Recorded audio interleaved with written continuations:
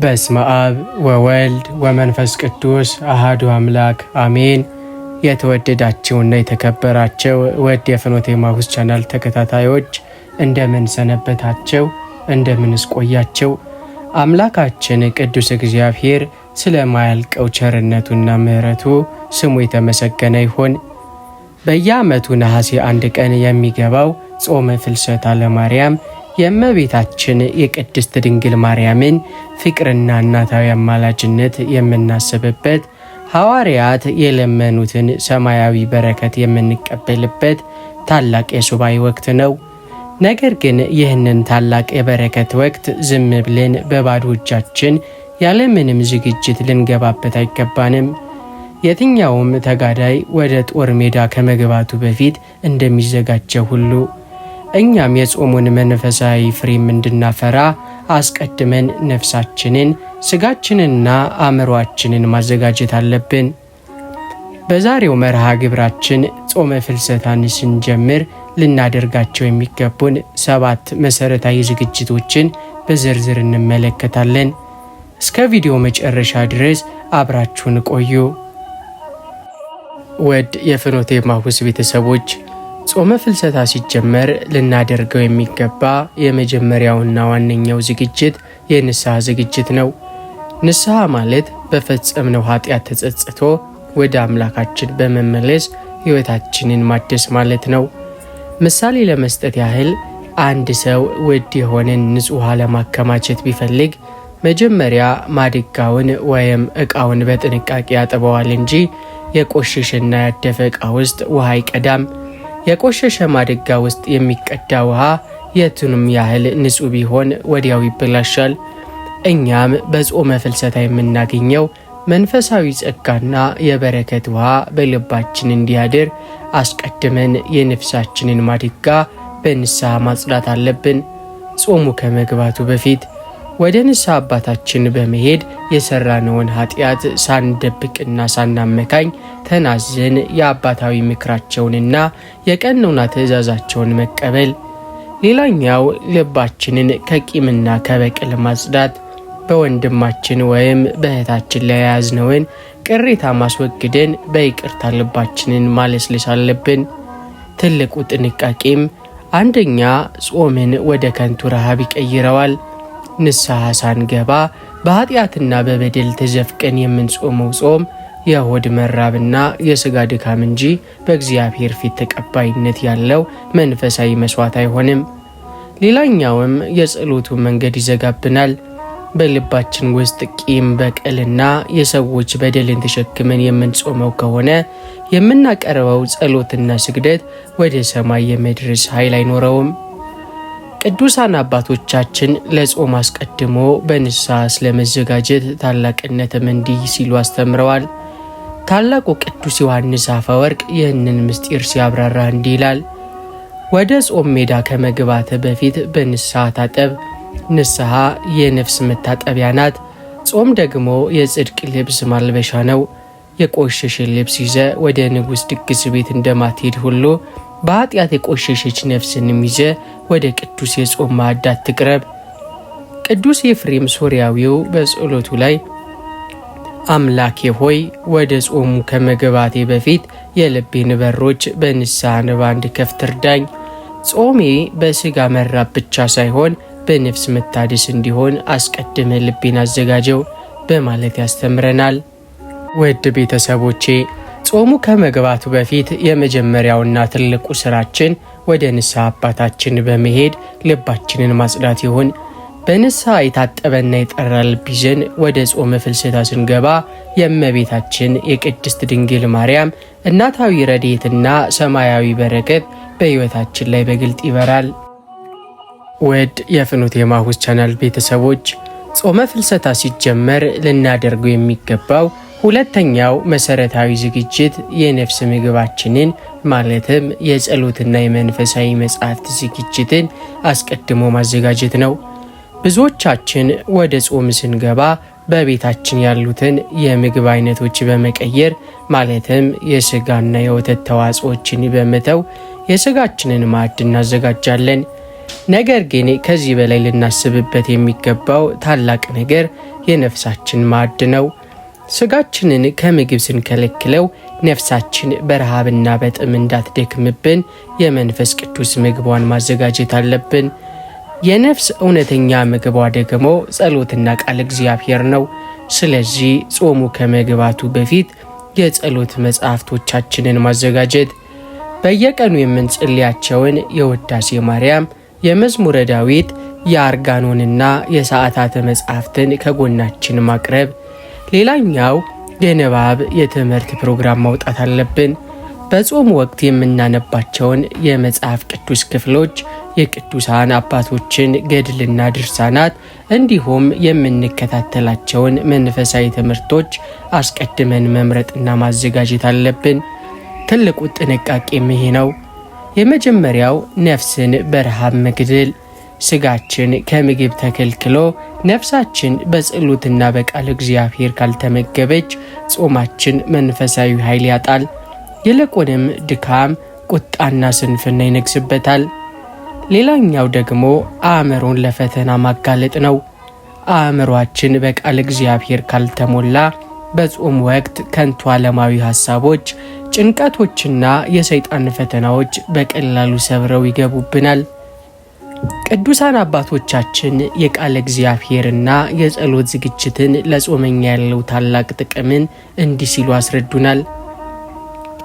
ጌታችን ኢየሱስ ክርስቶስ በወንጌል እንደተናገረው ሰው ከእግዚአብሔር አፍ በሚወጣ ቃል ሁሉ እንጂ በእንጀራ ብቻ አይኖርም። የማቴዎስ ወንጌል ምዕራፍ 4 ከቁጥር 4። የመለኮታዊ ቃል የሚያሳየን ስጋችን በምግብ እንደሚኖር ሁሉ ነፍሳችንም በቃል እግዚአብሔር እንደምትኖርና እንደምትጠነክርም ነው። ቅዱስ ጀሮም ይህንን ሲመክር እንዲህ ይላል። በጾም ወቅት መጽሐፍ ቅዱስንና መንፈሳዊ መጽሐፍትን ማንበብ በፍጹም አታቋርጥ። መጽሐፍት የአእምሮ አጥር የነፍስህም ጋሻ ናቸው። አእምሮ በቃል እግዚአብሔር ከተሞላ የሰይጣንን ፈተና ሊገባበትና ሊጥል አይችልም። ታላቁ ቅዱስ ዮሐንስ አፈወርቅ ጾም ያለ ጸሎትና ያለ ቃል እግዚአብሔር ክንፍ እንደሌለው ወፍ ነው። ጸሎት ለጾም ክንፍ ይሆነዋል፣ ወደ ሰማይም ያበረዋል ይለናል። ውድ ቤተሰቦቼ በዚህ በጾመ ፍልሰታ ወቅት ስጋችን ከምግብ ስንከለክል ነፍሳችንን ደግሞ በጸሎትና በቃል እግዚአብሔርን መገባት፣ ውዳሴ ማርያማችንን መጽሐፍ ቅዱሳችንን በማዘጋጀት የነፍሳችንን ማዕድ እንሙላ። ውድ የፍኖተ ኤማሁስ ቤተሰቦች ጾመ ፍልሰታ ሲጀመር ልናደርገው የሚገባው ሶስተኛው መሰረታዊ ዝግጅት የጊዜ አጠቃቀማችንን አስቀድሞ ማስተካከልና መርሃ ግብር ማውጣት ነው። ጾመ ፍልሰታ የ16 ቀናት የሱባኤና የመንፈሳዊ ተጋድሎ ወቅት ነው። ሆኖም አስቀድመን የጊዜ ሰሌዳ ካላወጣን ቀናቱ እንዲሁ በማህበራዊ ሚዲያ፣ በከንቱ ወሬ፣ በስራ ጫናና በመዘናጋት አልፎ ባዶቻችንን እንቀራለን። በተለይም ቅዳሴው ከሰዓት በመሆኑ ቀናችንን በጥንቃቄ ማሸጋሸግ አለብን። ጾሙ ከመግባቱ በፊት የሚከተሉትን ነገሮች ማቀድና ማዘጋጀትም አለብን። የመጀመሪያው የጠዋትና የምሽት የጸሎት ሰዓት። በጠዋት ስንነሳ ለውዳሴ ማርያምና ለስግደት እንዲሁም ማታ ከመተኛታችንን በፊት ለጸሎት የምንሰጠውን ሰዓት መወሰን። ሁለተኛው የቅዳሴና የትምህርት ሰዓት። ቅዳሴ ከሰዓት ማለትም ከ6 ሰዓት ጀምሮ ስለሚሆን ከስራችንና ከዕለት ተዕለት እንቅስቃሴያችን ጋር በማጣጣም ቤተ ክርስቲያን ተገኝተን ለማስቀደስ ቃለ እግዚአብሔርን ለመስማት ጊዜ መመደብ። ሶስተኛው ከዓለም ጫጫታ ለመለየት መወሰን። አላስፈላጊ የስልክ ጥሪዎችን፣ የማህበራዊ ሚዲያ ውሎዎችንና ከንቱ ውይይቶችን የምንቀንስበትን ወሰንም አስቀድሞ ማዘጋጀት አለብን። ትልቁም ጥንቃቄ እዚህ ላይ ነው። የመጀመሪያው መርሃ ግብር አለመኖር ወደ ስንፍና ያመራል። ሰዓታችን የተወሰነ ካልሆነ በኋላ ጸልያለሁ፣ በኋላ ቤተ ክርስቲያን ይሄዳለሁ እያልን ቀኑ ያልቃል። ጾሙም ያለምንም መንፈሳዊ ፍሬ ይጠናቀቃል። ሁለተኛው ጥንቃቄም ከአስቀዳሾቹ ጋር የመጣረስ ስህተት፣ ማለትም ቅዳሴው ከሰዓት መሆኑን አውቆ አስቀድሞ ስራንና ውሉን ካላስተካከሉ በቅዳሴው ሰዓት የመገኘትና የሥጋ ወደሙ ተካፋይ የመሆን ዕድል ያመልጠናል። ቅዱሳን አባቶቻችን በጾም ወቅት ስለ ጊዜ አጠቃቀምና ስርዓት እንዲህ ሲሉ አስተምረውናል። የሶርያው መብራት ቅዱስ ይስሐቅ ጊዜህንና ውሎህን ከዓለም ጫጫታና ከከንቱ ነገሮች ለይተ በጸጥታ ካላዘጋጀ የመንፈስ ቅዱስን ድምፅ መስማት አትችልም። ጾም ማለት ለነፍስህና ለእግዚአብሔር የተወሰነ ልዩ የጸሎት ጊዜ መስጠት ነው። ታላቁ ቅዱስ ባስልዮስም ስርዓትና መርሃ ግብር የሌለው ተጋድሎ ፍሬ አያፈራም። ወደ ጾም ስትገባ የጸሎትህ የስግደትህና ወደ ቤተ ክርስቲያን የምትሄድበት ሰዓት የታወቀ ይሁን ይለናል። ወደ የፍኖተ ኤማሁስ ቤተሰቦች ጾመ ፍልሰታ ከመግባቱ በፊት የየቀኑን የጸሎት የስግደትና የከሰዓቱን የቅዳሴ ሰዓታችንን በጥንቃቄ እንወስን። ጊዜያችንን በእቅድ በመምራት የእመቤታችንን የሱባኤ በረከትን ሰብስብ። ወደ ቤተሰቦቼ ጾመ ፍልሰታ ሲጀመር ልናደርገው የሚገባ አራተኛው መሰረታዊ ዝግጅት የእጃችንን የልባችንን በር ለምጽዋትና ለቸርነት ማዘጋጀት ነው። ብዙዎቻችን ጾም ሲባል ከምግብ መከልከልን ብቻ አድርገን እናስባለን። ነገር ግን የጾም እውነተኛ መንፈሳዊ ምስጢር ራሳችንን ከምግብ በመከልከል የተራቡትንና የተቸገሩትን ሰዎች ሕመም የምንረዳበት፣ የራሳችንን ማዕድ ለሌሎች የምናካፍልበት የታላቅ የፍቅር ወቅት መሆኑ ነው። በጾሙ ወቅት በምግብ መታቀባችን ምክንያት የምንቆጥበውን ገንዘብና ማዕድ አስቀድመን ለተቸገሩት ለማካፈል ማቀድ አለብን። ጾሙ ከመግባቱ በፊት የምጽዋት በጀታችንን ማዘጋጀት፣ በጾሙ ወቅት ከምንቆጥበው ላይ ለተራቡት፣ ለታረዙት፣ ለተቸገሩ አረጋውያን የሚሆን ድጋፍ አስቀድሞ መመደብ፣ ልባችንን ለርኅራኄ ማዘጋጀት። የተቸገሩ ወገኖቻችንን ስናይ በአይነ ቁራኛ ሳይሆን በእመቤታችን እናታዊ ርኅራኄ ማየትና ማስተናገድ አለብን። ትልቁም ጥንቃቄ እዚህ ላይ ነው። የመጀመሪያው ጾምን ያለ ምጽዋት ማስኬድ። ምጽዋት የሌለው ጾም ክንፍ እንደሌለው ወፍ ነው። ከመሬት ሊነሳና ወደ ሰማያዊ እግዚአብሔር ዙፋን ሊደርስ አይችልም። ሌላኛውም ንብረትን ለመቆጠብ ብቻ መጾም። በጾም ወቅት የምንቆጥበውን ገንዘብ ለራሳችን ሌላ ቁሳቁስ መግዣ የምናውለውም ከሆነ የጾሙን መንፈሳዊ ረድኤትና በረከት እናጣለን።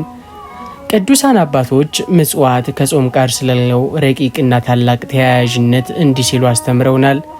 ታላቁ ቅዱስ አውግስጢኖስ ጸሎትህ ወደ ሰማይ እንዲበርና በፍጥነት እንዲያርግም ከፈለግ 2 ክንፎችን ስጠው፣ እነርሱም ጾምና ምጽዋት ናቸው። ምጽዋት የሌለው ጾም ክንፍ እንደሌለው ወፍ ነው፣ ከመሬት ሊነሳ አይችልም። ታላቁ ቅዱስ ዮሐንስ አፈወርቅም ከጾምህ የተነሳ የቆጠብከውን ምግብ ለራስ አታስቀምጠው፣ ለተራበው ወንድም ስጠው። በጾመ ወቅት የተራበውን ብታበላ ያ ማዕድ በሰማይ ዘላለም የሚኖር የጽድቅ መዝገብ ይሆናል ይለናል። ወደ ኤማሁስ ቤተሰቦች በዚህ በጾመ ፍልሰታ ወቅት ሆዳችንን ብቻ ሳይሆን እጃችንንም እንክፈት። በጾማችን የምንቆጥበውን ማዕድ ለተቸገሩት በማካፈል ጾማችንን በምጽዋትና በቸርነት እናስውበው። ጾመ ፍልሰታ ሲጀመር ልናደርገው የሚገባው 5ኛው መሰረታዊ ዝግጅት አእምሯችንንና ህዋሶቻችንን ከዓለማዊ ጫጫታ ለመጠበቅ አስቀድሞ ማቀድ ነው። በአሁን የቴክኖሎጂ ዘመን ትልቁ ፈተናችን የማህበራዊ ሚዲያና አላስፈላጊ መዝናኛዎች አጠቃቀም ነው። ከምግብና ከመጠጥ ተከልክለን ማዕዳችንን ብናጸዳ እንኳ ቀኑን ሙሉ በስልካችን ማለትም ቲክቶክ፣ ፌስቡክ፣ ዩቲዩብ እና ቴሌግራም ላይ የሚለቀቁ ከንቱ ቪዲዮዎች፣ ጭቅጭቆችንና የኃጢአት ምስሎችን የምንመለከት ከሆነ ልባችን ሰላም ያጣል፣ የጸሎት መንፈሳችንም ይበተናል። ስለሆነም ጾሙ ከመግባቱ በፊት የሚዲያ ጾም ለማድረግ ማቀድ፣ በማህበራዊ ሚዲያ ላይ የምናሳልፋቸውን ሰዓት በከፍተኛ ሁኔታ ለመቀነስ መወሰን አለብን። ህዋሳትን ለእግዚአብሔር ማስገዛት፣ አይናችን ካላስፈላጊ እይታ፣ ጆሮአችን ከሐሜትና ከከንቱ ወሬ፣ ምላሳችን ደግሞ ከቁጣና ከስድብ እንዲጾሙ አስቀድመን አእምሯችንን ማዘጋጀት አለብን። ትልቁም ጥንቃቄ እዚህ ላይ ነው። የመጀመሪያው የጸሎት ህሊናን ማጣት። አእምሯችን በስልክና በዓለማዊ ትዕይንቶችም ከተሞላ ለጸሎት በሚባልበት ጊዜ የያዝናቸው፣ ያየናቸው፣ የሰማናቸው ከንቱ ነገሮችም በህሊናችን እየተመላለሱ አእምሯችንን እንዲበትኑ ያደርጋሉ። ሁለተኛውም ዓይንና ጆሮ የኃጢአት በሮች ናቸውና ከምግብ እየተከለከሉ በዓይንና በጆሮ አላስፈላጊ ነገርን ማስተናገድ በሩን ዘግተው በጀርባ ሌባ እንደማስገባት ይቆጠራል። ቅዱሳን አባቶቻችን የህዋሳትንና የአእምሮን ጥንቃቄ ስላለው ታላቅ መንፈሳዊ ዋጋም እንዲህ ሲሉ ያስተምሩናል። ታላቁ ቅዱስ ባስልዮስ የኃጢአት መግቢያ በሮች ዓይንና ጆሮ ናቸው። አንተ ምግብህን እየጾምክ በዓይንህና በጆሮ ግን ክፉ ነገርን ወደ ነፍስ የምታስገባ ከሆነ ቤቱን በሩን ዘግቶ በጀርባ በኩል ሌባ እንደማያስገባ ሰው ነህ። ህዋሶቻችሁን ከማይረባ ትዕይንትና ወሬም ጠብቁ። ማር ይስሐቅ ቅዱስ ይስሐቅ ሶርያዊው ከሰው ወሬና ከዓለም ትዕይንት ራስህን ባራክ ቁጥር መለኮታዊ ምስጢር በልብ ውስጥ ይበራል። ጾመ ፍሬ እንዲያፈራም ከፈለግ ከከንቱ ወሬዎችና ከሚያናውጡም ነገሮች ራቅ ይለናል። ውድ የኤማሁስ ቤተሰቦች በዚህ በጾመ ፍልሰታ ወቅት ከምግብ ጎን ለጎን ስልካችንን፣ ዓይናችንንና ጆሮአችንን እንከልክል። ህዋሶቻችንን ከዓለም ጫጫታም ሲያርፉ የጾማችን መንፈሳዊ ጣዕምና ሰላምም በሕይወታችን ላይ ይበራል። ውድ የፍኖተ ኤማሁስ ቻናል ተከታታዮች ጾመ ፍልሰታ ሲጀመር ልናደርገው የሚገባው ስድስተኛ መሰረታዊ ዝግጅት አካላችንንና ስጋችንን ለጾሙ ተጋድሎ አስቀድሞ ማዘጋጀት ነው። ብዙዎቻችን ጾሙ ከመግባቱ ከጥቂት ቀናት በፊት በተለይም በነሐሴ 1 ዋዜማ ጾሙ ሊገባ ነው በሚልም ምሳቤ አካላችንን በከባድና ከፍ ባለ የስጋና የወተት ተዋጽኦዎች አብዝተን በመሙላት እንጠመዳለን። ሆኖም ግን ይህ ድርጊት አካላችንን ለጾም ዝግጁ ከማድረግ ይልቅ በጾሙ መጀመሪያ ቀናት ላይ ከባድ የእንቅልፍ፣ የስንፍና፣ የሆድ መክበድ መንፈስ እንዲያድርብን ያደርጋል። ስለሆነም ጾሙ ከመግባቱ በፊት ምግባችንን ማመጣጠን፣ አካላችንን በከባድ ምግብ ሳይሆን በቀላልና ንጹህ በሆኑ እጽዋትን መመገብ። ሌላኛውም አካላችንን ለስግደት ማዘጋጀት አለብን። በጾም ወቅት ለሚኖረን ስግደትና ቅዳሴ ስጋችን ቅልጥፍናና ብርታት እንዲኖረው አስቀድሞ ራስን መቆጣጠር ያስፈልጋል። ትልቁም ጥንቃቄ ይሄ ነው። የስንፍናና የእንቅልፍ መንፈስን መጋበዝ። ጾሙ ከመግባቱ በፊት አካልን በምግብ አብዝቶ መሙላት በጾሙ መጀመሪያ ቀናት ለስግደትና ለጸሎት የምናደርገውን ተጋድሎ ያደክማል። ሌላኛውም ከአካል ይልቅ ከምግብ ጋር መታገል ነው። ከባድ ምግብ ተመግበን ወደ ጾም ስንገባ በጾሙ መጀመሪያ ቀናት የምንታገለው ከኃጢአትና ከሰይጣን ፈተና ጋር ሳይሆን ከከበደን ሆዳችን ከስጋችን ድካም ጋር ይሆናል። ቅዱሳን አባቶቻችን አካልን ለጾም በጥንቃቄ ስለማዘጋጀት እንዲህ ሲሉ አስተምራሉ። ቅዱስ ባስልዮስ ዘቂሳርያ የጦር ፈረስ ወደ ጦርነት ከመግባቱ በፊት እንደሚለማመደው ሁሉ መንፈሳዊ ሰውም ወደ ጾም ከመግባቱ በፊት ነፍሱንና አካሉን በትሕትና ያዘጋጃታል። ስጋህን በምግብ አብጠህም ወደ ጾም ብትገባ ጾሙ ስጋህን ሳይሆን አንተ ጾሙን ታደክማለህ ይሉናል። ታላቁ ቅዱስ ዮሐንስ አፈወርቅም ንጹሕና ቀላል ማዕድን ይዘ ወደ ጾም ግባ፣ ያለበለዚያ በጾምህ የመጀመሪያ ቀን ከምግብ ሳይሆን ከከበደ ሆድ ጋር ስትታገል ትኖራለህ ይለናል። ውድ የፍኖተ ኤማሁስ ቻናል ተከታታዮች ጾሙ ከመግባቱ በፊት አካላችንን በከባድ ምግብና መጠጥ አንጫነው። ይልቁኑ አካላችንን በንጹህ ልብና በቅልጥፍናም ለመስገድ ለጸሎትና ለቅዳሴ የምናዘጋጀው። ውድ የፍኖተ ኤማሁስ ቤተሰቦች ጾመ ፍልሰታ ሲጀመር ልናደርገው የሚገባው ሰባተኛውና ዋናው ዝግጅት የጾማችንን ታላቅ መንፈሳዊ ግብና ዓላማን አስቀድሞ ማስቀመጥ ነው። ብዙ ጊዜ ጾም ሲገባ እንዲሁ በልማድ ወይም ሰው ስለ ጾመ ብቻ ልንጾም እንችላለን። ነገር ግን ያለምንም ዓላማ የምንጾመው ጾም የጉዞ ግብ እንደሌለው ተጓዥ መንገድ ላይ ያደክመናል። ስለዚህ ወደ ጾመ ፍልሰታ ስንገባ ግልጽ መንፈሳዊ ግብ ማስቀመጥ ይኖርብናል። በዚህ ጾም በንስሐ ታጥቤ የክርስቶስን ሥጋና ደም እቀበላለሁ፣ ከእመቤታችን ረድኤትና በረከትን ማገኛለሁ፣ ይህንን መጥፎ አመሌን ወይም ኃጢአቴን እተዋለሁ የሚል ግልጽ ዓላማን መያዝ አለብን። ሌላኛው ለቅዱስ ቁርባን ራስን ማዘጋጀት ነው። የጾማችን ሁሉ ማጠቃለያና ፍጻሜ በነሐሴ 16 ቀን በእመቤታችን የዕርገት በዓል ወይም በጾሙ መካከል በንስሐ ታጥቦ ቅዱስ ሥጋውንና ክቡር ደሙን መቀበል መሆኑንም አውቆ አስቀድሞ ለዚህ ታላቅ ማዕድ ራስን ማዘጋጀት ያስፈልጋል። ትልቁም ጥንቃቄ እዚህ ላይ ነው። የመጀመሪያ ልማዳዊ ጾም ፍሬ አይኖረውምና ያለምንም ዓላማና ግብ እንዲሁ በልማድም የሚጾም ሰው ጾሙ ሲያልቅ በሕይወታችን ላይ ምንም አይነት መንፈሳዊ ለውጥና ፍሬንም ሳናይ እንድርቀንም ያደርገናል። ትልቁ ጥንቃቄም እዚህ ላይ ነው። የመጀመሪያው ልማዳዊ ጾም ፍሬ አይኖረውም። ያለምንም ዓላማና ግብ እንዲሁ በልማድ የሚጾም ጾሙ ሲያልቅ በሕይወታችን ላይ ምንም አይነት መንፈሳዊ ለውጥና ፍሬንም ሳናይ እንድንቀር ያደርገናል። ሁለተኛውም ከቅዱስ ቁርባን መራቅ።